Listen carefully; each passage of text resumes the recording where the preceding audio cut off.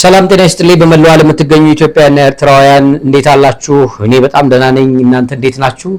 ሚዲያው ቤተ ማርያም ነው። እንግዲህ ወደ እናንተ ይጠቅማሉ ይበጃሉ የምንላቸውን ጉዳዮች የምናነሳበት ይሄ መርሃ ግብር ነው። ይሄ የሚደርሳችሁ ሼር እንዲሁም ላይክ እያደረጋችሁ ለብዙዎች እንዲደርስ አድርጉልን። የዩቲዩብ ቻናላችን እየተንቀሳቀሰ አይደለም። ወደ እናንተ የምናቀርባቸው አገልግሎቶች ለብዙዎች እየደረሱ አይደለም። ስለዚህ ባካችሁ ኦርቶዶክሳውያን ግዴታችሁን ተወጡ። ሼር ማድረግ ወይም ደግሞ ላይክ ኮሜንት ማድረግ አያስከፍልም፣ የአገልግሎትን ግዴታ መወጣት እንጂ። ስለዚህ የብዙዎችን ነፍስ ለማዳን ከኛም ይጠበቃል፣ ሼር ማድረግ ይጠበቃል። መልካም እንግዲህ ወቅታዊ ጉዳይ አለ። በሱ ወቅታዊ ጉዳዮች ላይ ነው የመጣሁት። ከዚህ የተነሳ ይሄንን ወቅታዊ ጉዳይ አብረን እንመለከተዋለን። ሰሞኑን እንግዲህ በመነኮሳት ጉዳይ ሰፊ የሆነ ውዝግብ ተነስቷል። መነኮሳት ወደ ከተማ ለምን ፈለሱ? ወደ ከተማ ለምን መጡ? ተመልሰው ወደ ገዳም መግባት ወደ ባህታቸው መግባት አለባቸው? መነኮሳት አዲስ አበባ ወይም ደግሞ ከተማ መኖር የለባቸውም የሚሉ ምዕመናን የተለያዩ ሐሳቦችን ሲሰነዝሩ ተመልክተናል። ከዚህ ጋር ተያይዞ የቤተክርስቲያን አስተምህሮት ስለዚህ ጉዳይ ምን ይላል የሚለውን በተወሰነ መልኩ ወደ እናንተ ለማድረስ ነው።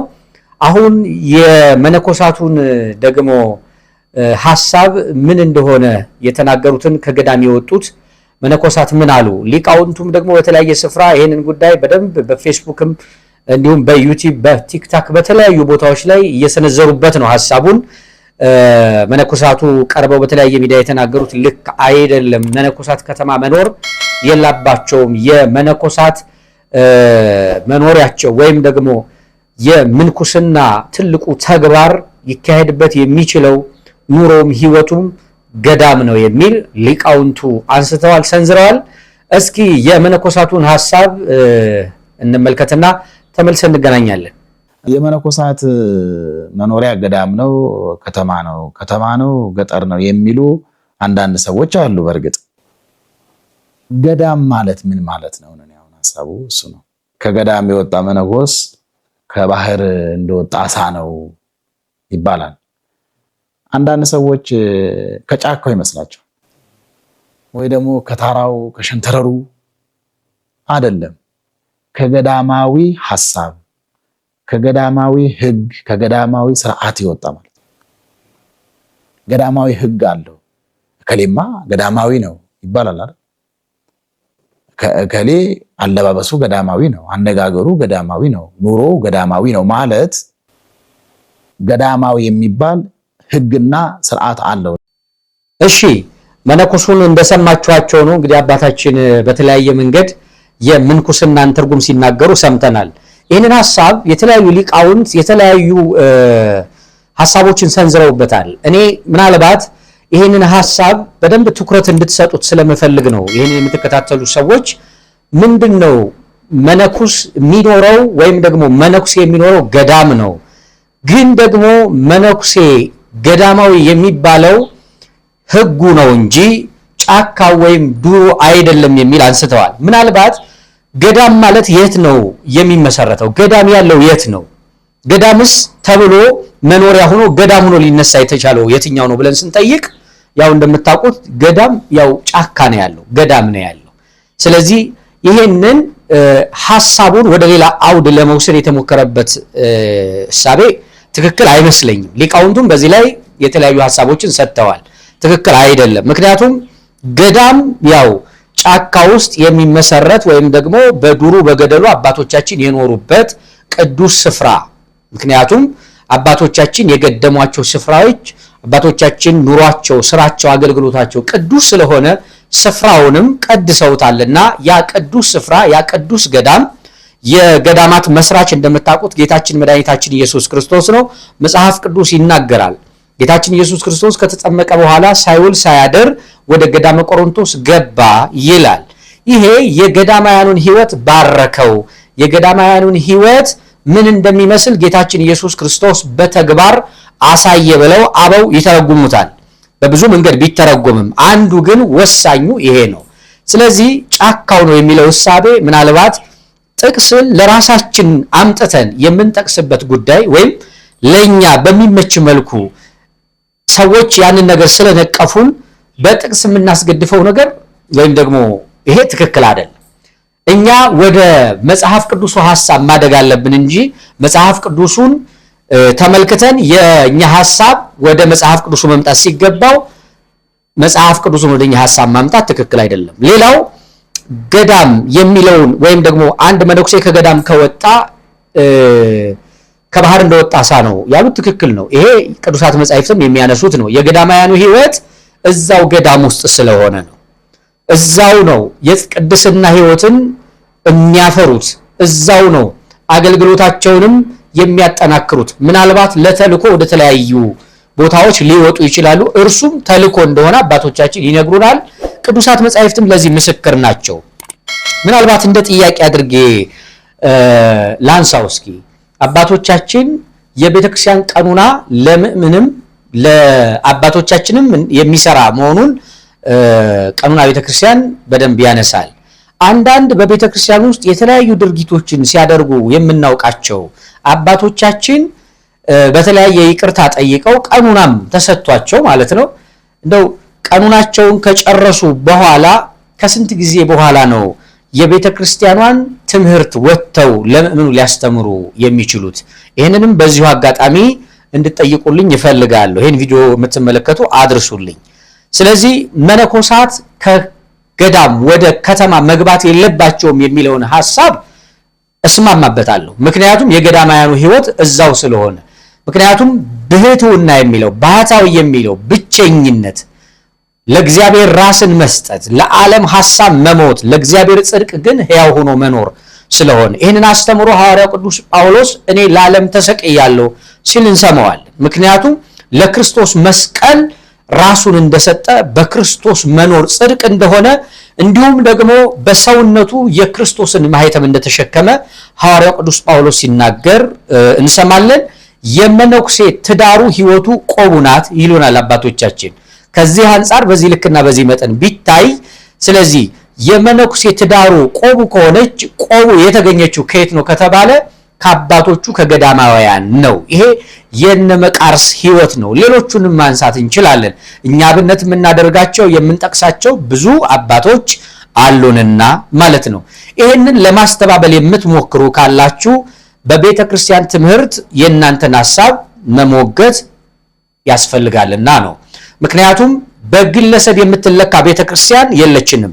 የግለሰብን ሐሳብ ግን የሚያስተካክል የቤተ ክርስቲያን ትምህርት አለን። ከዚህ አንጻር በዚህ ልክና በዚህ መጠን ሊታይ ይገባዋል ማለት ነው። ሌላው መነኮሳት ከተማ ቢኖሩ ምን ችግር አለው የሚለው ጥያቄ ልምምዱ ምንድነው? ልምምዱ ምንድነው የሚለው ነገር መታየት መቻል አለበት። ምክንያቱም ምንኩስና የሚለው ሕይወቱን ስንመለከት መጽሐፍ ቅዱሳዊ አስተምሮ ያለው ነው። ግን ግለሰቦችን ለይተን የግለሰቦችን ሐሳብ እንተቻለን እንጂ ምንኩስና የሚለውን በጥቅሉ አንተችም። ለምን? በምንኩስና አልፎ ነው ክህነቱ ጵጵስና ላይ ያለው። ስለዚህ መነኩሴው ነው ጳጳስ የሚሆነው። አያችሁ? ስለዚህ ጳጳሱ የሚሆነው መነኩሴው ከሆነ ምንኩስናን ስንቃወም ክህነትን አብረን ስለምንቃወም ለይተን የምንኩስና ሕይወቱ ተግባሩን ነው እየተቃወምን ያለ ነው። የአባቶቻችን ሕይወት የነመቃርስ ሕይወት አይደለም ሕይወታችሁ። ስለዚህ ይሄንን አሁን ላይ ያለው ልምምድ ያሁኑ መነኮሳት የሚያሳዩት ልምምድ ትክክል አይደለም የሚል ነው እንጂ ምንኩስና የሚለውን በጥቅል ኦርቶዶክሳውያን እየተቃወሙ እንዳልሆነ አስረግጣችሁ ይሄንን እንድታውቁ ያስፈልጋል። ምዕመናንም በዚህ ልክና በዚህ መጠን እየተነሳ ያለውን ጉዳይ ለይተን ማወቅ አለብን። በተለያዩ ድረገጾቻችሁ የምትጽፉ ሰዎችም የግለሰቦችን ሐሳብ ለይታችሁ እንድትተቹ ማሳሰብ እንወዳለን። አንድ በጣም ወሳኝ መልእክት ደግሞ ሰምቻለሁ። ይህንን ወሳኝ መልእክት ደግሞ ለብዙዎች ደርሶ ብዙዎች በዚህ የልብ መሰበርና የአባታዊ መልእክትን ሰምቶ ልጆቻቸው እኛ ደግሞ ተግባራዊ እንድናደርገው እፈልጋለሁ። እንግዲህ የወሎ ሀገረ ስብከት ሊቀ ጳጳስ አቡነ ኤርሚያስ ያስተላለፉት መልእክት የገዳማውያኑን መነኮሳት በእውነት ልመና በሚመስል እኛን እንደው አሁን ላይ የቤተ ክርስቲያኗ ችግር በጣም ከብዶናል የሚል ቪዲዮ ተመልክቻለሁ። ይሄን ቪዲዮ ላሳያችሁና እዚህ ቪዲዮ ላይ የተወሰኑ መልእክቶችን ላስተላልፍ። ጸልዩልን፣ አልቅሱልን። የምናደርገው ጠፍቶናል። ለተላክ ከብዶናል በጣም ምንም